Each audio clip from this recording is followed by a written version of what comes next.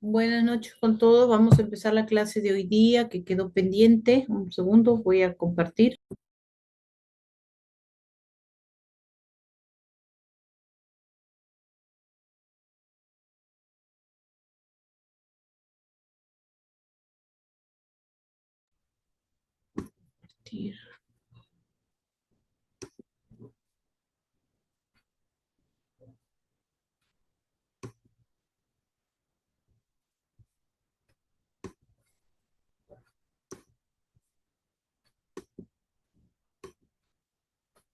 Muy bien. Vamos a empezar entonces hoy día con patología infantil. La primera lámina de hoy día es la membrana hialina de pulmón. Tenemos aquí la enfermedad de membrana hialina o síndrome de distrés respiratorio.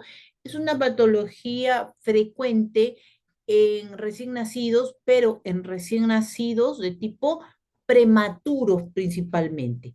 ¿Qué ocurre en estos prematuros? Comienzan con un cuadro de insuficiencia respiratoria a los minutos o apenas horas de recién nacido, con mucha cianosis, con mucha hipoxia y principalmente la dificultad para respirar, ¿no? Y al final se produce hasta un shock y puede ser la muerte del recién nacido prematuro, ¿no? Entonces, en ellos se va a dar la presencia de unas membranas hialinas que se van a depositar en las estructuras alveolopulmonares. Justamente por eso se llama síndrome de membrana hialina. ¿Ok? Entonces, hemos dicho que el niño, en la gran mayoría, por no decir el 90 y tanto por ciento, es prematuro, ¿correcto? Miren aquí, a los niños menores de 28 semanas a menos, el 80% de ellos va a tener el síndrome de membrana hialina. Si tenemos entre 29 a 30 semanas, tendremos el 75% de los niños afectados con esa patología. Si vamos subiendo,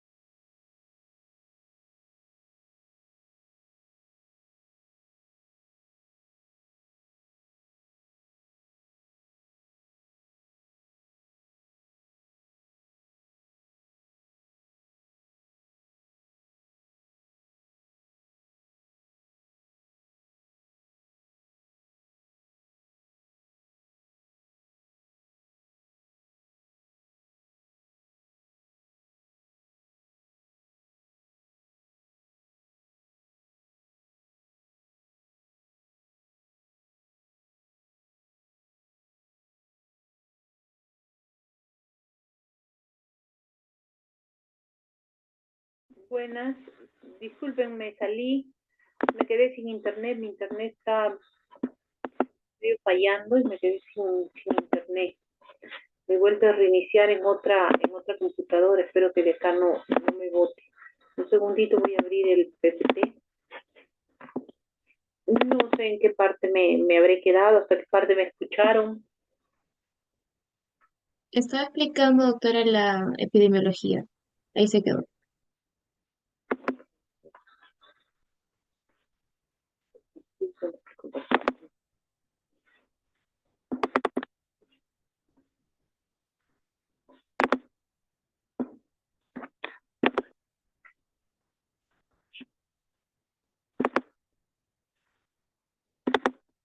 Ok, estaba hablándoles de la enfermedad de membrana hialina del pulmón. Estaba hablándoles que es inversamente proporcional a la edad gestacional, ¿correcto? Esta partecita sí les llegué a explicar, ¿sí? ¿Sí? Sí, doctora, sí. Muy bien. Les estaba diciendo que entonces se relaciona con los niños prematuros principalmente, pero también hay otras patologías que pueden estar relacionadas, como por ejemplo las gestaciones múltiples. Una mujer que, por ejemplo, tiene mellizos, trillizos, cuatrillizos, no va a llegar a un parto a término, sino que generalmente los niños son prematuros. Los hijos de madres diabéticas también son niños que tienen ciertos problemas metabólicos que pueden producir también esta patología. Los niños que nacen por cesáreas, recordar que el niño que nace por parto vaginal tiene un factor agregado que es el pasar eh, por el canal vaginal, permite al niño que, digamos, haya un efecto como mecánico sobre su cuerpito, sobre sus pulmones, que va a permitir que parte de ese líquido que está presente se elimine, ¿no? En cambio, en los niños que nacen por cesárea no ocurre esto. O la aspiración de líquido amniótico, que lo vamos a ver al final de la clase, ¿no? Entonces, todos estos factores de riesgo van a llevar a una inmadurez en los neumocitos tipo 2 que va a llevar a la deficiencia del surfactante. El surfactante, o sea, la falta de surfactante en los niños prematuros es lo que va a llevar al colapso pulmonar, ¿correcto? Y este colapso va a llevar a la hipoxia. La hipoxia va a tener un efecto directo, un daño que se va a producir directamente sobre las células que tapizan la zona de las estructuras alveolares y va a producir daño endotelial y también va a producir vasoconstricción. El resultado de esa destrucción de estas células de recubrimiento y la vasoconstricción que va a producir eh, daño, necrosis de estas células con mucha inflamación, va a hacer qué cosa? Que se formen las famosas membranas hialinas, que van a tapizar toda la parte alveolar y no va a permitir que haya contacto con el oxígeno que ingresa, produciendo ¿qué? Más hipoxia. Y esta hipoxia va a llevar a más daño endotelial y más formación de membranas y más hipoxia. Como ustedes ven, es un círculo, ¿no? En el cual el niño se va a ir agravando constantemente hasta poder fallecer. Muy bien, tenemos esto por un lado.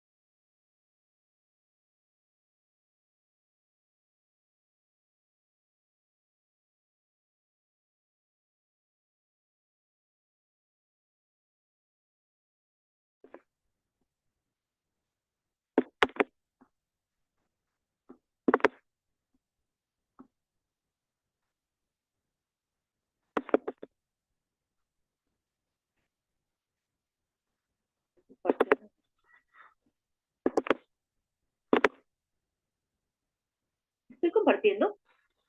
No, no. Sí se ve la pantalla, pero no que está presentando completo.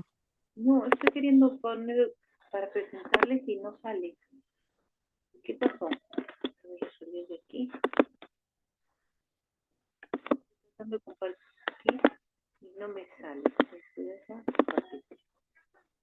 No sale. Dios santo, no sé qué pasa. No, no puedo compartir. Estoy intento compartir. Y,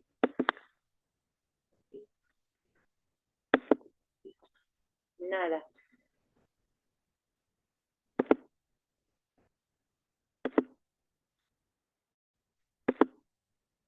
Ya, por fin, por fin. Ya. Ahora sí me sale. Ya, estábamos acá, ¿no? Entonces les estaba diciendo, ¿no? Del daño que se producía. Bueno, y ustedes se preguntarán, ¿y esto cómo se traduce? O sea, ¿qué ha pasado? No lo entiendo muy bien. No sé si ustedes han visto, por ejemplo, en la televisión, ¿no? En las películas antiguas, cuando nacía un niño, le daban un golpe, un manazo en las nalgas, ¿no? Para hacer que el niño grite con fuerza, con intensidad y comience a llorar desesperado. Eso de ahí que a la fecha pues no se haría en un niño, pero tenía un fin en ese tiempo. ¿Cuál era el fin? Hacer que el niño insuflara y la mayor cantidad de oxígeno en la primera respiración, al momento en que nace. ¿Por qué? Porque este aire que ingresa va a ser eliminado, pero una parte se va a quedar como aire residual. Entonces, a medida que el niño va haciendo esas primeras respiraciones, estas respiraciones forzadas, porque llora, ¿no?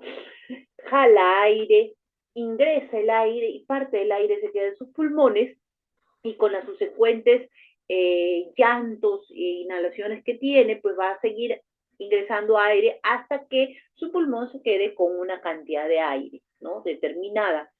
Ese aire se queda por la presencia del surfactante.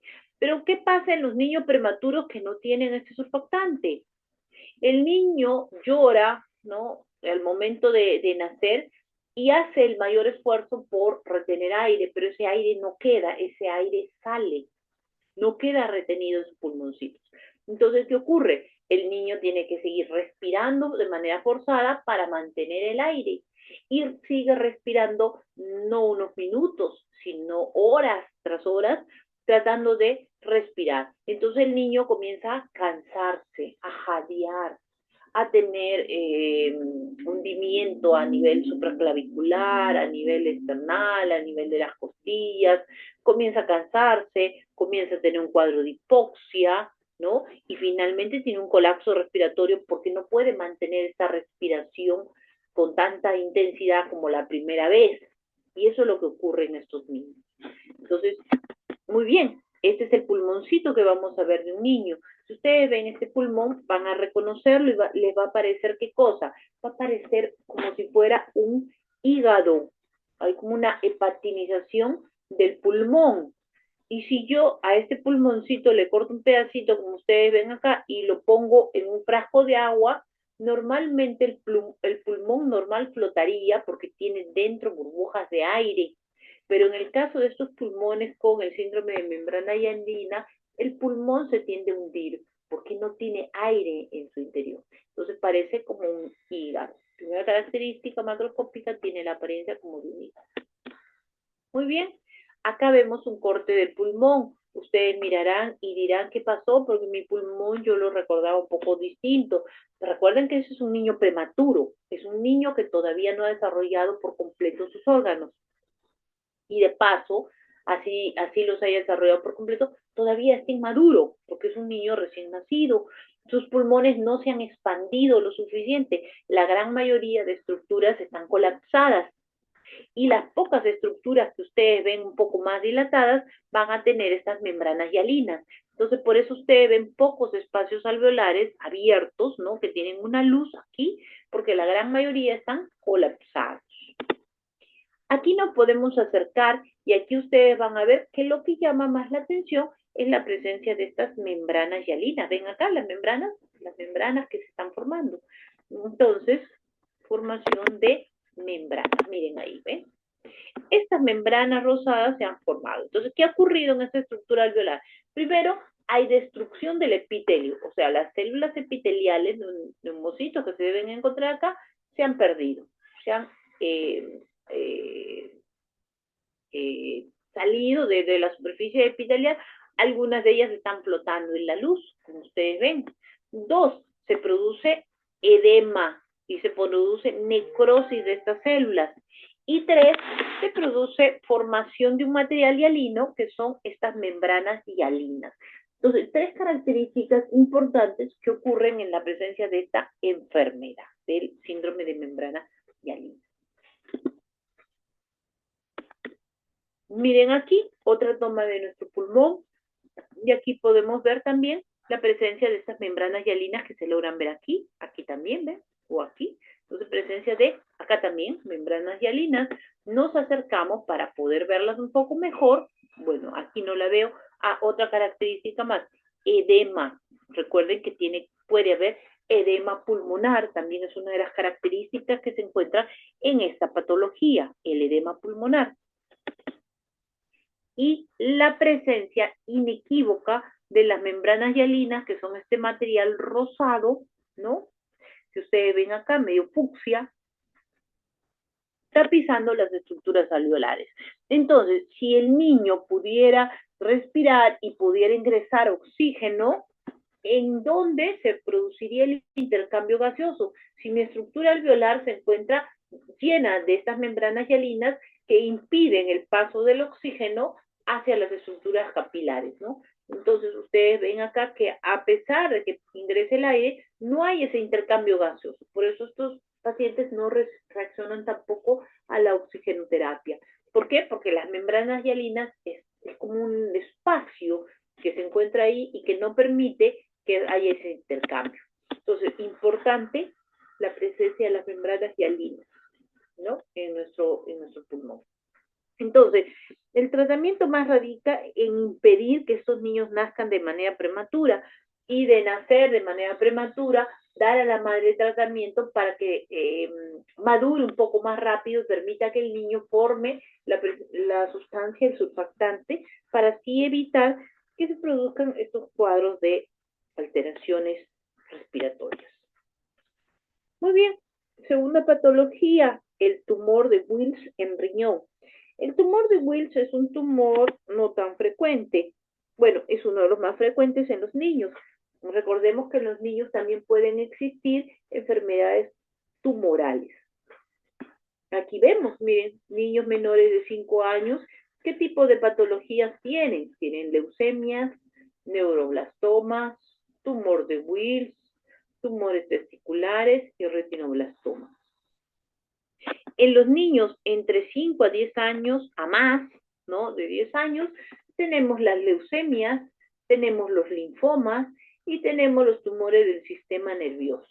Entonces, aquí nosotros podemos ver en los niños, por ejemplo, miren aquí ustedes que las leucemias se encuentran entre los tumores representando el 28% de todos los tumores de los niños, mientras que tan solo representa un 2.3 de los tumores que se encuentran en los adultos, ¿no? Entonces, no es un tumor frecuente. Tumores del sistema nervioso central, frecuente en niños, un 21% tienen astrocitomas, ¿no? En los adultos representa el 1.6. Los linfomas, también bastante frecuente en los niños, 11% versus un 4.3 en adultos. Y ahí tenemos tumores propiamente de niños, como el neuroblastoma, que se ve, no se encuentra en adultos, el tumor de Wills, que tampoco se encuentra en adultos, no, el retinoblastoma, que tampoco se encuentra en adultos, entre otros. Bien, este es nuestro tumor de Wills. El tumor de Wills es un tumor renal. Aparece en niños pequeños, como hemos visto en niños menores de 5 años. Es un tumor redondo, ovoideo, unilateral, ¿no? Más o menos tiene un diámetro de unos 8 a 10 centímetros, bien delimitado. Se puede palpar incluso en el abdomen, se puede palpar la tumoración del niño. El niño tiene baja de peso, dolor, y generalmente también debutan con hematuria, ¿no? Entonces, el tumor al corte tiene distintas tonalidades, lo que nos habla de distintos tipos de tejidos que se pueden formar en ese tumor. Hay áreas blanquecinas, hay áreas grisáceas, hay áreas rojizas, hay áreas quísticas y hay áreas de necrosis. Entonces, esas distintas tonalidades ya me hablan de un tumor más agresivo. El tumor va a estar formado por tres componentes. El primer componente es el componente epitelial. El componente epitelial es el componente que remeda al tejido embrionario que le dio origen, es decir, el tejido renal, ¿no? Que va a formar esbozos de tejido renal. No sé si ven esta estructura que parece o asemeja a un glomérulo. No es un glomérulo del todo bien delimitado, pero tiene una semejanza. Igual ven estas estructuras que parecen túbulos, mal formados, irregulares, pero túbulos. Entonces, estas estructuras, ¿no? Estos esbozos de tejido renal, es el componente epitelial. Primer componente. Segundo componente, el componente blastemal.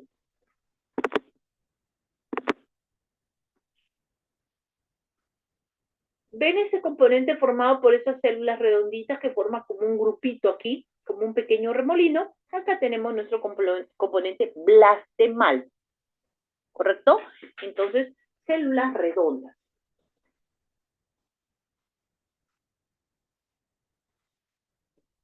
Células redondas, blastemal. Y el tercer componente, estas células alargadas, que es el componente mesenquimal. Acá ven que el citoplasma es más amplio, por eso se ve más clarito alrededor, mientras que estas son células más chiquitas. Los tumores de niños generalmente están formados por células inmaduras, es decir, células pequeñas, muy oscuras, redondas, inmaduras. Entonces, aquí el componente plastemal es el que le va a dar la agresividad al tumor. Si el tumor tiene más componente blastemal, nos habla de un tumor mucho más agresivo, que hace metástasis más rápidamente, que el niño desmejora, crece rápido el tumor, o sea, nos habla de un tumor más agresivo.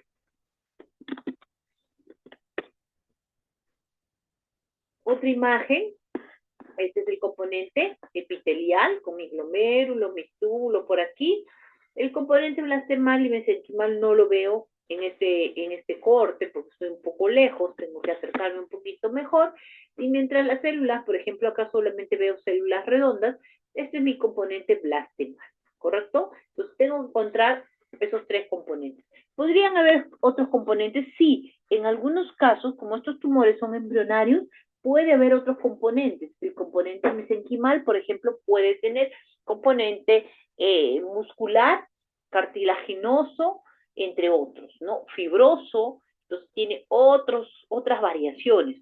Y también en el componente epitelial pueden haberse focos de metaplasia escamosa, o sea, otros componentes de tejido, que es muy raro, pero lo describen, ¿no? Entonces, lo importante aquí es estos tres componentes que son los más comunes que se encuentran en esos tumores. Aquí entonces podemos ver el componente epitelial, ¿correcto? El componente epitelial de nuestro tumor, en el cual se ve el esbozo de una estructura tubular. ¿Sí?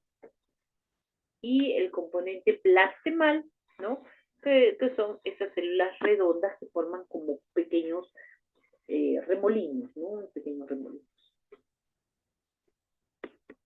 ¿Ok? Creo que es una de las últimas imágenes para ver el componente epitelial, el componente blastemal y el componente mesenquimal, ¿no? Creo que hay una más a mayor acercamiento, sí, esta para poder ver. Acá vemos el esbozo como de un glomérulo, aquí vemos nuestro componente blastemal con sus células redondas, aquí veo el componente mesenquimal. ¿Okay? Tres componentes que vamos a ver. Neuroblastoma. El siguiente tumor es un neuroblastoma suprarrenal. Ustedes recuerdan que la glándula suprarrenal es una glándula que está metida entre la grasa perirrenal, es una glándula muy pequeñita, Pero miren acá, este es el riñoncito de nuestro niño, y miren cómo el tumor ha crecido demasiado, ¿no? Es un tumor bastante, bastante grande. Este tumor, ¿no? Que es el neuroblastoma, ¿no? Generalmente se encuentra en el abdomen y alrededor de la cadena simpática. Una de las principales localizaciones es la glándula suprarrenal, de ahí que lo hemos visto.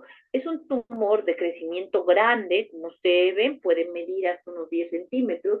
Igual el crecimiento es muy rápido en niños pequeños, la gran mayoría, el 60% es entre niños de 1 a 2 años, o sea, son niños bastante pequeños, en donde se observa una masa a nivel del abdomen y tiende a producir dolor.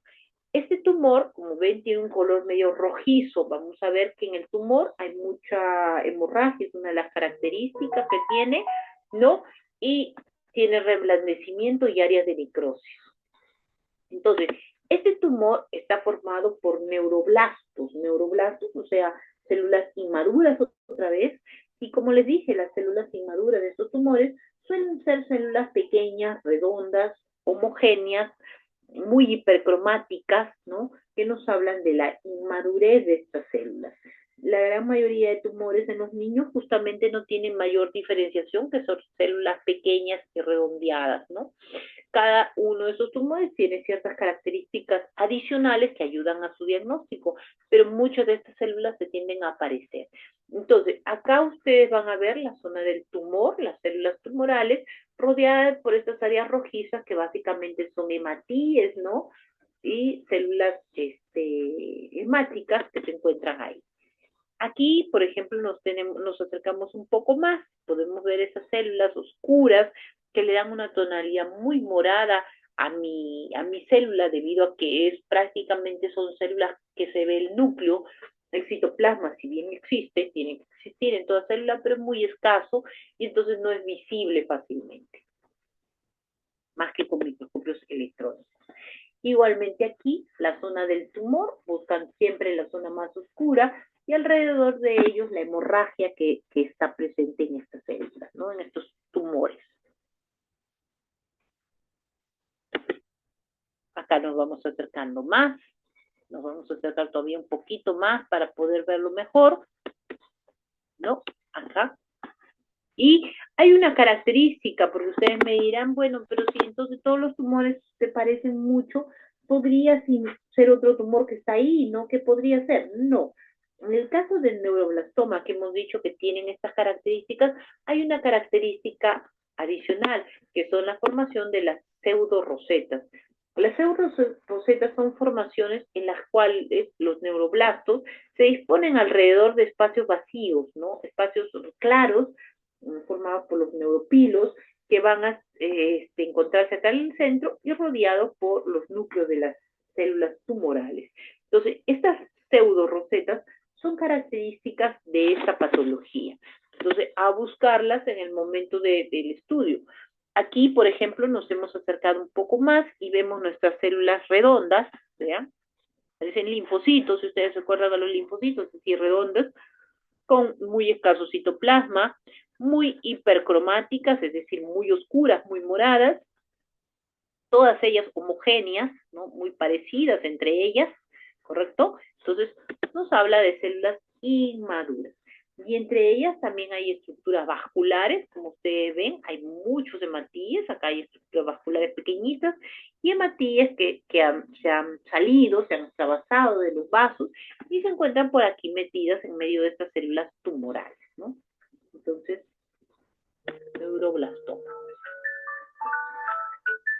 Igualmente aquí, menor aumento para poder ver las células que son muy homogéneas entre ellas, hemos dicho, muy oscuras, ¿no? Vemos células inmaduras, ¿no? Ya. La hemorragia intraventricular cerebral es una patología también de prematuros. Ustedes dirán, ¿por qué? ¿Por qué pobres prematuros? Tienen muchas enfermedades. Sí, el nacer prematuro es un factor enorme de riesgo.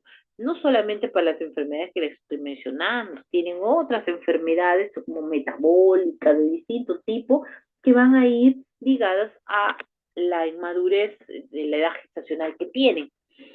En el caso de los niños prematuros existe un espacio, ¿no? Que se llama la matriz germinal, que se encuentra cerca de los espacios ventriculares y que es una zona bien vascularizada. Los niños que nacen con problemas, sobre todo en partos traumáticos, donde hay mayor eh, eh, daño en la región cefálica, ¿no? Van a tener esta patología. Por ejemplo, los niños nacidos con forceps. ¿Han escuchado lo que era el forceps? Bueno, ya no lo han visto, pero deben haber escuchado. El forceps era como unas tenazas que se ponían alrededor de la cabecita del niño y se lo jalaba en los partos difíciles donde la madre no podía dar a luz, entonces se ejercía una presión enorme sobre la cabecita y se comenzaba a jalar. Este método, este tratamiento, ¿no? Que se les daba a los niños, se creía que era para ayudarlos, pero en sí su pobre cabecita sufría una enorme presión y muchos de estos niños, sobre todo los prematuros, se producía una ruptura en la matriz germinal, que es esta zona inmadura, porque en los niños que están a término esta zona involuciona y se producía una hemorragia que se llenaba en los espacios interventriculares. Esto ocurre también en los primeros días de nacido, entre el primer, segundo día, máximo tercero, y ya de ahí en adelante muy raro. Más de 5 días ya no se ve esta hemorragia. Esta hemorragia es un hallazgo. A diferencia de los adultos, cuando se produce una hemorragia, tenemos una bóveda craneal que ya es rígida, los huesos ya se han fusionado, ya no hay espacio donde esta sangre pueda ocupar, y entonces produce cefalea, ¿no? Produce convulsiones. Pero los niñitos recién nacidos, sus fisuras, ¿no? Craneales, pues no están fusionadas, su cerebrito todavía puede expandirse. Entonces, esta sangre comienza a ubicarse en el espacio ventricular y el niño no tiene síntomas de esto, hasta que de un momento a otro puede tener un choque hipovolémico y fallecer el niñito. Entonces hay que hacerle bastantes controles para evitar que tengan estos tipos de patologías, ¿no? En niños que tienen estos factores de riesgo. Muy bien, ese es el cerebro del niño. Ustedes dirán, ¿qué pasó con el cerebro? Otra vez, recordemos que es un niño inmaduro, su cerebro todavía no se ha desarrollado adecuadamente, por eso ustedes ven un material blanco, gelatinoso. Acá no hay diferenciación entre materia gris, sustancia blanca. Tampoco hay las involuciones, ¿no? Que se deben encontrar en el cerebrito normal. Aquí no, todavía es un cerebro inmaduro. Si yo trazo mi línea imaginaria y veo el ventrículo de este lado y lo comparo con el ventrículo de este lado, el ventrículo de este lado está distinto al de acá y nuestra línea no hace dos hemisferios simétricos, sino que acá hay un tumor formado por el coágulo de sangre que se ha depositado. Las láminas son muy sencillas, lo que ustedes van a ver es esta área de tejido cerebral, aquí tapizada por sus células, ¿no? Epiteliales, ¿no? Y dentro del ventrículo veo el coágulo de sangre. ¿Ven? Ahí está nuestro coágulo de sangre. Acá ustedes van a ver hematía por hematía que se han acumulado y han depositado y formado esta sangre.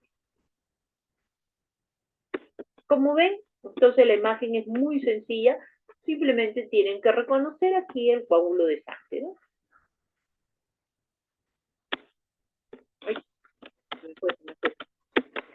Igual aquí, ¿ven? Entonces, coágulo de sangre. ¿Okay? No hay más que ver en esta lámina que la presencia de... Muy bien. Quinta lámina, riñón poliquístico, también llamado riñón en esponja. Es una patología que da en niños, si bien existe también un riñón quístico en adultos, este es totalmente diferente. ¿Por qué? En primer lugar, es bilateral, es decir, ambos riñones se va a producir esta alteración, porque esta enfermedad es una alteración genética que existe, en la cual se van a producir dilataciones quísticas en los túbulos colectores, haciendo que mi riñón se llene por completo de estas formaciones quísticas saculares, como bolsitas que ustedes pueden ver, que van a ser desde quistes grandes, quistes medianos y quistes pequeños. Pero básicamente mi riñón, todo mi riñón, va a estar compuesto por la presencia de estos quistes de paredes delgadas con líquido acumulado y va a ir haciendo que mi riñón cada vez crezca más. Y poco a poco vaya atrofiándose las zonas normales, como por ejemplo las zonas del glomérulo, ¿no? Que no, que no va a poder cumplir su función y al final este niñito va a ser candidato de un trasplante renal. Es una de las causas de enfermedad renal en niños, ¿no? Entonces, lo que ustedes van a ver son un riñón, ya en este caso nuestro riñón sí se parece a un riñón de una persona adulta. Recuerden que esto no es una patología de recién nacidos ni de bebitos, es una patología de niños mayores, 10, 12 años, ¿no? Niños que han crecido y poco a poco su riñón ha ido produciendo estos quistes, entonces su riñón está bien formado. Reconocen las estructuras glomerulares y reconocen las estructuras tubulares, pero van a ver que las estructuras tubulares, aunque sean muy pequeñitas, ya tienen una luz un poco amplia, un poco grande. O sea, quiere decir que desde los espacios pequeños ya tienen dilataciones quísticas. Aquí ustedes pueden ver, miren, estructuras tubulares pequeñas, pero con su luz, miren, una luz amplia. Y aquí tenemos espacios quísticos medianos, quísticos grandes, ¿ven? Igualmente aquí, ¿ven? Aquí lo que ustedes van a ver es que hay una diferencia en las células que tapizan estas estructuras quísticas. Mientras los quistes sean más pequeños, como por ejemplo estos de acá, las células van a ser cúbicas. Y mientras los quistes sean más grandes, las células van a ser aplanadas. No es que haya un proceso metaplásico que hizo que cambien estas células, no, sino que la presión que ejerce el líquido dentro de estos quistes grandes hace que las células vayan aplanándose por un efecto mecánico, no por un efecto metaplásico. Entonces, acá podemos ver, miren los quistes más pequeños, como por ejemplo este, con sus células cúbicas, y miren este quiste grande con sus células alargadas como esta, ¿ven? Acá hay células alargadas. ¿Ok? Aquí también hay otro quiste, aquí pueden ver otros quistes, ¿no? Desde las estructuras muy chiquititas como esta, por ejemplo, miren, ya quística, ya tiene una luz un poco amplia, ¿no? Entonces todos los túbulos colectores en este niño se han comenzado a dilatar y bueno, es una patología incompatible con la vida, que poco a poco va a llevar al niño a ser un niño que dependa de la hemodiálisis y finalmente necesite un trasplante renal. Entonces miren acá, los quistes más pequeños con sus células cúbicas y los quistes más grandes con sus células planitas. Este es un quiste grande, por ejemplo. Última lámina, la aspiración de líquido amniótico. En la aspiración de líquido amniótico, ¿qué es lo que vamos a tener? Vamos a tener un niño a término. Ya esta ya no es una patología de de niños prematuros, sino de niños a término. Primera característica. Dos, ¿qué es el líquido amniótico? Es el líquido que el bebé está, el fetito está ahí dentro del saco gestacional con todo este líquido. Muy bien, ¿qué ocurre? Generalmente la aspiración se da en el momento del nacimiento. ¿Por qué? Cuando el niño está naciendo y tiene, por ejemplo, un parto traumático en donde el niño entra en hipoxia y asfixia, por ejemplo, eh, el cordón umbilical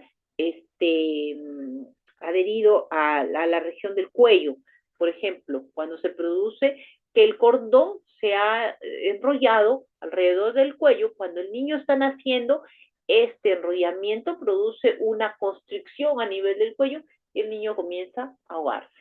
Por ejemplo, cuando se produce un desprendimiento de la placenta, o sea, el niño está naciendo y en ese momento ¡prac!, la placenta se desprende y ya no hay un contacto entre la madre y el niño para que siga supliendo oxígeno para ese feto hasta el momento en que nace y pueda respirar.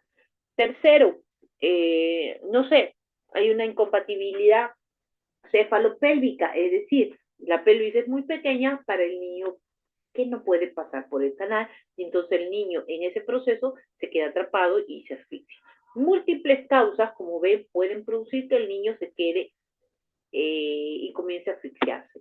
Esa asfixia en el niño va a producir un efecto. El primer efecto es la incontinencia de esfínteres. Quiere decir que el niño hace la primera deposición. Y esta deposición que hace es una deposición verdosa que se llama meconio. ¿Y por qué es lo que va a eliminar? Básicamente el niño ha estado ahí 9 meses tragando parte del líquido amniótico en donde también hay sebo, o sea, grasa del recién nacido, hay pelos, ¿no? El anugo del pelito del niño que se va desprendiendo, células escamosas de la piel que también se desprenden, o sea, eso es lo que ha tragado durante 9 meses dentro de la mamita, ¿no? Entonces, en el meconio se libera todas estas sustancias, ¿no? En forma de una deposición verdosa. Entonces, cuando el niño se asfixia, el niño relaja esfínteres y elimina parte del meconio. Ese meconio tiñe de un color verdoso lo que es el líquido amniótico. Dependerá de cuánto se asfixie el niño para que elimine más o menos meconio. Mientras más meconio se produzca, entonces el niño puede teñir esto y formarse un líquido amniótico que se conoce con el nombre de sopa de alberjas, que es grumoso y verdoso, ¿no? Entonces, el segundo efecto que se produce después de la relajación de esfínteres es el jadear.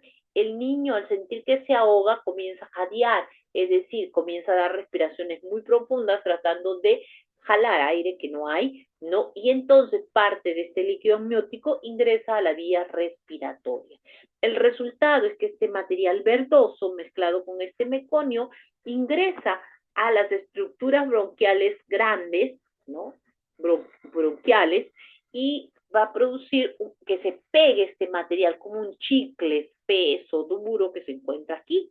Entonces, nosotros vamos a ver los bronquios con un material aquí, ¿no? Que ustedes pueden ver, un material que se ha adherido a toda esta estructura. Entonces, podemos encontrarlo así. Entonces, va a haber zonas de mi pulmón que colapsen porque se ha taponado el bronquio y no hay ingreso de oxígeno. Entonces, hay zonas de atelectasia mecánica. Muy bien, ¿qué vamos a ver? Otra vez recordemos que si bien es un niño prematuro, perdón, a término, pero su pulmoncito todavía falta el desarrollo completo.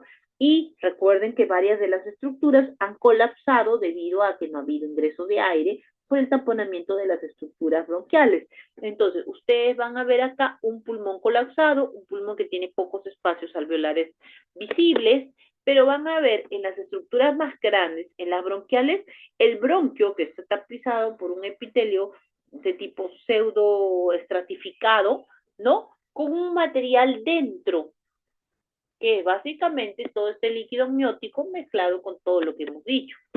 Aquí, por ejemplo, vemos nuestra estructura bronquial y puedo ver aquí el material que se ha depositado en su interior. O aquí también veo la estructura bronquial y dentro el material que estamos mencionando, ¿ok?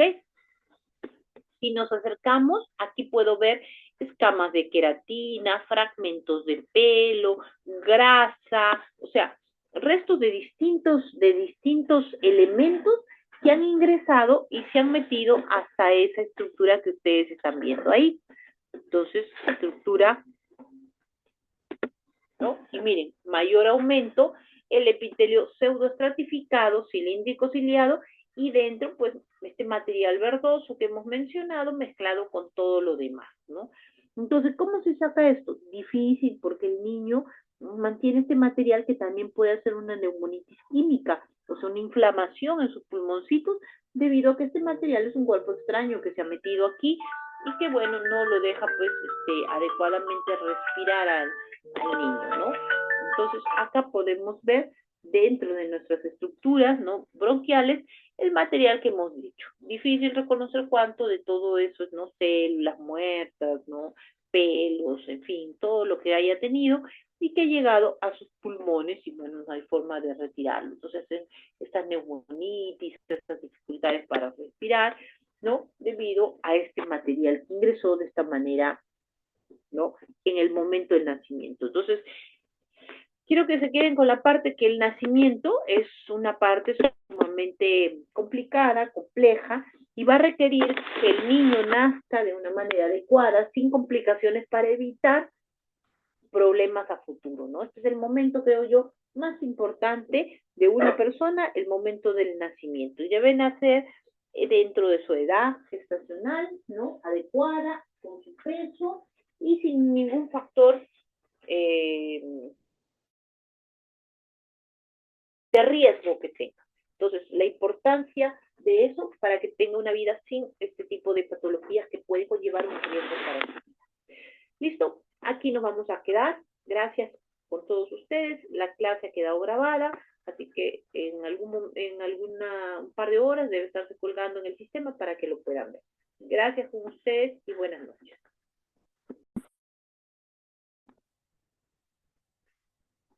Ay, acá.